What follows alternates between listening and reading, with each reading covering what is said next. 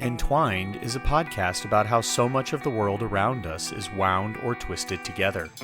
This podcast strives to lay bare unexposed or indiscernible connections using historical and anecdotal sources. I am Elliot Gladstone, and alongside P.S. McKay, this is Entwined. Throughout history, the populace participates in a zero-sum game where individuals overextend their means to demonstrate affluence. Individuals and businesses in a free market compete to be the best, provide the best goods and services, or deliver the best results to investors, which is a concept that spreads to all areas of society. Every single day, people wake up and make choices which, either good or bad, impact the people and the environment around them. It is human nature to be competitive.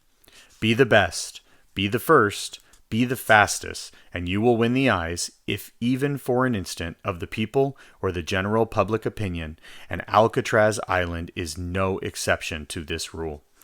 Alcatraz was officially turned into a military prison in 1868 and then converted into a United States penitentiary in 1934. The allure of Alcatraz stems directly from its inescapability and is one of the most legendary maximum security prisons of the 20th century. Located in the center of the San Francisco Bay, just north of North Beach, or what used to be known as Black Point Beach, the island prison is a structural reminder to the public of the consequences of bad decisions. That, and the significantly more obvious fact that a city was flourishing less than 2 miles from 300 of the worst criminals society had to offer. We love the impossible. We love to talk about our perceived superiority and bask in the glow of untested excellence. This rock, this island was and always will be significant for these reasons, and more importantly, because of the way it was remembered. Inescapable. Alcatraz was home to several famous gangsters and murderers who had attempted to hijack wealth, such as Al Capone, George Machine Gun Kelly, and Mickey Cohen. Each was deserving of their fate, which was made possible through a series of choices which would not have likely made their mothers proud. Each was credited with a litany of crimes, yet each ended up under lock and key for something extremely less significant. Like, tax evasion. I guess you could get what you get when you can get it, which is a lesson both taught and learned by the criminals who called Alcatraz their home for any stretch of time. History tells us that not a single soul successfully escaped from Alcatraz while part of the federal system, which is a fact Hollywood has attempted to unproductively clarify over the years. And even Al Capone himself said, "Looks like Alcatraz has got me licked," during his stay in the middle of the San Francisco Bay.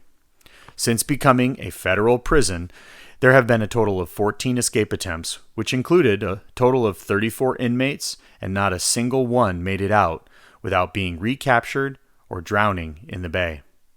Alcatraz demands your respect, and even if you're unfamiliar with its pedigree, you would be hard-pressed not to oblige. Alcatraz is a significant part of California history, but more importantly, it is a substantial part of the physical and living landscape of the San Francisco Bay Area. Enter the genial William Chapman Ralston, also known as William Ralston, also known as William Chapman, and also known as William Ralston Chapman, who through his investments and business decisions helped shape the San Francisco Bay in the late 1800s. Ralston was a member of the elite who had been continually tested as he fought his way to the top. He didn't ask for respect or to be viewed as one of the great investors of the 19th century, but he didn't need to. Ralston was the Warren Buffett of his generation, and through his actions and financial resolutions, he demanded attention and respect. The best way to explain how Ralston functioned as a banker and an investor in his prime is to think about any great sports athlete. Stephen Curry, Tom Brady, Clayton Kershaw, Pete Sampras, Lionel Messi, or Wayne Gretzky each basically had their way with the opposing team and was able to score or keep others from scoring at will. Have you seen Lionel Messi play soccer? It is not even human what he is able to do on the pitch. William Ralston was born January 12, 1824, in Ohio, but spent many of his formidable years in Mississippi until he became captain of a ship which operated out of Panama. It was at this time, while working with Commodore Cornelius Vanderbilt, yes, that Vanderbilt, that he met the first love of his life, Louisa Thorne, the granddaughter of Vanderbilt. Ralston and the 19-year-old Thorne were engaged to be married, and the Commodore thought it best to send his granddaughter overseas to help ward off this courtship. Nothing like trying to start a family with the boss's teenage daughter, which was likely even more problematic in the 1800s. 1 year later, Ralston received word that his bride-to-be had perished, and the two were never married. Ralston was slowly becoming a transportation mogul while working for Vanderbilt and a large part of the Pacific shipping industry. After his fiancée passed away, he made a series of bad decisions and was eventually arrested for treason alongside his friend Ashbury Harpending. Harpending was billed as an unsavory character, and the two men were reportedly sentenced to serve time in prison. Some sources say the men were ordered to Alcatraz, and others are less specific on the location. Either way, it has been documented that the men were quickly released through a pardon from none other than the president, and Ralston was never shipped off to that island in the middle of the bay. But more on that later.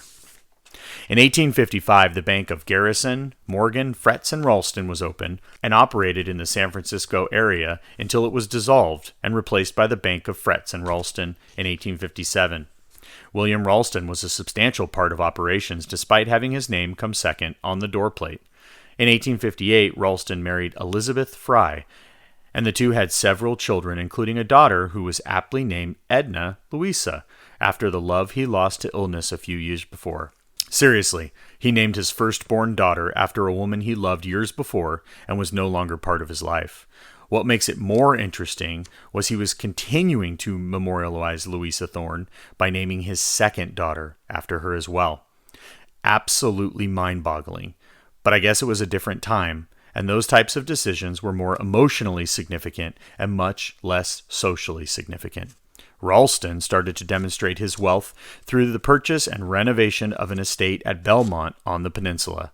Ralston had a flair for the opulent and purchased the property from Count Leonetto Caprini, which he immediately determined needed to be expanded to 4 stories and over 100 rooms. There were several other bank-related acquisitions, business name changes, and partnerships, and then on July 20th, 1864, the Bank of California was born, which is now named Union Bank of California and is still in operation today. Ralston was known to be a gallant man, and over the years had garnered the admiration of the people of California and his peers in the industry. It was clear that Ralston was a financially risky decision-maker, and those around him had started to take watch as he built his empire. As operating director of the Bank of California, Ralston helped shape the city of San Francisco through his investments and, more importantly, through his speculation. The gold and silver rush brought many individuals and businesses to California with the hopes of striking it rich. As folks began to leave the mines empty-handed in 1859, Ralston came up with the idea to loan money to these failing mines because he truly felt there was still ore to be had in Sun Mountain. Ralston had a too-good-to-be-true idea that the miners of the 1800s were incapable of abstaining from. The free market system at its best. Ralston would artificially lower the interest rate to attract businesses with the hopes that they would default on their loans and the bank would take ownership of their property and assets, their mines. Once he, the bank, had control of the mines, they would spend money on equipment with the hopes of pulling silver ore from the mountain and establishing a monopoly on the Comstock lode. To those keeping score at home, this meant that Ralston was a majority stakeholder in pretty much all of the silver mines or distributors in the area. It was at this time that the San Francisco financial district exploded as a direct result of money being brought in by Ralston, but more significantly, the speculation of potential productivity of Sun Mountain by its investors. It has been said that more money was speculated than was actually pulled from the mountains in the form of gold and silver. Ralston was starting to lose his hold on the city and ended up sinking a lot of his capital into the Grand Hotel and the Palace Hotel, which some felt was just Ralston being reckless with investor capital. The hotels were expensive, excessive, and were supposed to be how Ralston left his mark on the city he loved. The man who helped build San Francisco wanted to be remembered for his contributions, but his ego, no, his greed, began to impact his business decisions. This led to Ralston repeatedly overborrowing and sinking money into investments which yielded no returns. It was basically becoming an "I'll give you $1 and you just go ahead and keep it" situation. In 1871, he was told a tale of diamonds, rubies, and sapphires, and decided to link up with his old, unsavory friend, Ashbury Harpending, to try to collect on a deal. Remember, Ralston was becoming known for his interest in high-risk and even higher-reward investments, and people began to try to exploit his inability to avoid these investment opportunities. Unfortunately for Ralston and Harpending, the diamond mine held no diamonds. Literally, no diamonds, which meant they had nothing to show for the hundreds of thousands of dollars they had invested. As time passed, Ralston tended to go with even higher risk investments, hoping to receive greater yields just to break even. Some speculate these decisions were driven by his over-specialization in the Comstock lode, and he attempted to generate additional wealth to cover those deficits. Extreme deficits. He continued for several years investing as president of the Bank of California until word began to spread that the Comstock lode was exhausted. William Ralston fell ill, and while he was bedridden, his books were examined in detail, which was where it was discovered he was greatly overextended. It has been documented that many of the bank's debtors were businesses and companies owned directly by Ralston himself. Ralston had noticed that the bank was on the verge of collapse and took out a personal loan, actually several personal loans, to try to keep the bank afloat. He also did something which must have been very difficult. He decided to ask his father-in-law for money. In 1873, his father-in-law, John D. Fry, agreed to loan him a substantial amount of cash. Fry loaned the struggling banker $3.4 million, which was just enough for Ralston to maintain control of the bank. These bad business decisions were ultimately the beginning of the end for Ralston in San Francisco. On August 26, 1875, there was a run on the bank, and the bank was forced to close its doors as a result of continued withdrawals throughout the day. With no more silver being pulled from the mines, word was spreading fast, and people feared they would lose what they had invested or had deposited in the Union Bank. On August 27, 1875, Ralston was called into a meeting with the board of directors. Ralston was made to answer for the deficit of funds, and it was determined that he himself owed the bank approximately $5 million. $5 million in 1875 would be worth over $100 million today. This is such a significant amount of money in either time period. Just imagine what it would have been like in that scene from Mary Poppins if Mike Banks had been carrying more than a tuppence in his pockets. Ralston was forced by the board, led by William Sharon, later known as Senator Sharon, to sign over his interest in the bank and any assets he had across the country. These assets included the Palace Hotel, his estate at Belmont, and whatever was left of the Comstock lode. Ralston left the meeting a broken and defeated man and immediately headed directly to one of his favorite spots at Black Point Beach. If you're looking at a map and trying to find Black Point Beach, look east of Fort Mason, west of Van Ness Street, and right at the base of the Aquatic Pier. In the 1800s, Black Point was a popular swimming spot, and the beaches were lined with bathhouses.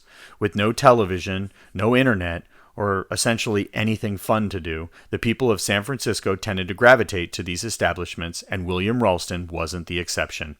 Ralston loved the beach, and he loved to swim, despite the 50-degree water temperature in the San Francisco Bay.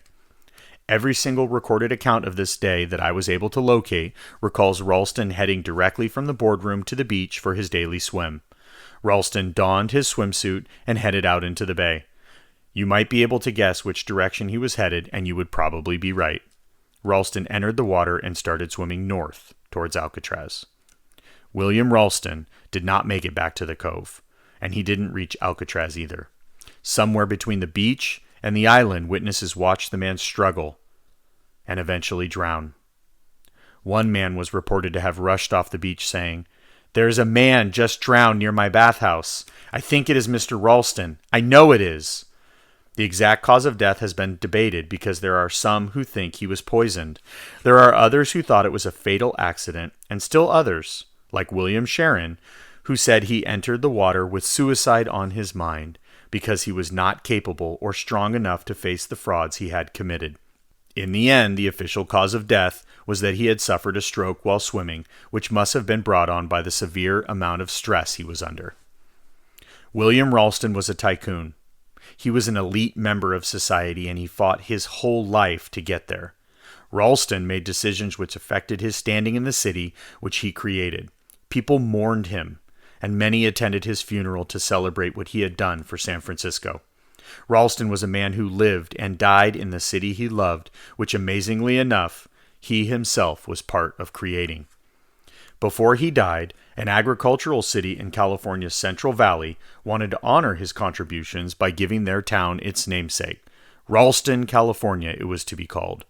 Of course, Ralston declined the honor, and in an ironic turn of events, a spokesman for the city unveiled the city's new official name. The spokesman told the people in attendance that Ralston had declined the honor because he was a very modest man, and henceforth their town would be known and referred to as Modesto. I can only imagine the enormous smiles this put on the faces of people who knew William Ralston best. He was not a modest man. Ralston made and lost more money than most of us will ever see in our lifetimes. Ralston dominated so many industries and in the end was unable to escape his fate or the consequences of the decisions he had made over the years. It's true he wasn't holding anyone hostage, robbing anyone at gunpoint, or committing any murders in the dark alleys of San Francisco, but William Ralston was guilty of exactly the same thing that got Al Capone caught: greed. He wanted to be the best. He wanted to be the fastest. He wanted to be the biggest, the newest, the richest. Ralston may not have openly craved extensive reserves of cash, but we know through his business transactions he needed to feel or be viewed as an elite, and the struggle to hold up this facade brought an end to his reign. William Chapman Ralston died under suspicious circumstances swimming towards Alcatraz in the San Francisco Bay, which naturally brought an end to a long series of good and bad decisions he had made in his lifetime. Ralston was unable to be the best forever, and just like Alcatraz, faded into the background of the San Francisco Bay to become part of a moment of historical significance. Had he lived, had he not met significant personal collapse like the silver mines or like the Bank of California, I believe that Ralston would have loved to talk about his superiority and relish in the shadow of what he created. Yet in the end, he was unable to escape the consequences of his decisions, like Capone or Cohen, and one would have had to have been a history enthusiast to understand his true contributions and decisions which helped shape the city by the bay. As I said before, we love the impossible, but more appropriately, we love the opportunity to experience the rich and famous acting like, well, everyone else. Ultimately, they are human and capable of making the same mistakes we do every single day, whether they take up residence on Alcatraz or hold center seat in the boardroom. Thank you for listening. This has been Entwined. Entwined is a podcast that releases every other week and is written, recorded, edited, and produced by Elliot Gladstone and P.S. McKay. This episode was written by Elliot Gladstone. Please tune in next time to see what P.S. McKay has in store for us. For more information about the show or the authors, please check out entwinedpodcast.com or visit our Twitter page at Entwined Podcast.